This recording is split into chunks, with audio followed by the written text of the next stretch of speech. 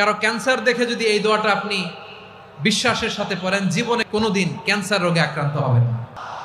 অনেক সময় এমন হয়, হঠাৎ বিপদের সম্মুখীন হই আমরা, রেডি হয়ে বের হয়েছে অফিসে, হঠাৎ অ্যাক্সিডেন্টে পড়ে যাই, হঠাৎ পেটের ব্যথায় অজ্ঞান, এরকম হয় না? আপনাদের হয় না? বিষ্ণু ইসলাম বলেন, আকস্মিক দুর্ঘটনার বিপদ থেকে যদি কেউ বাঁচতে চায়, সকাল সন্ধ্যা যেন প্রত্যেকে এই দোয়াটা পড়ে।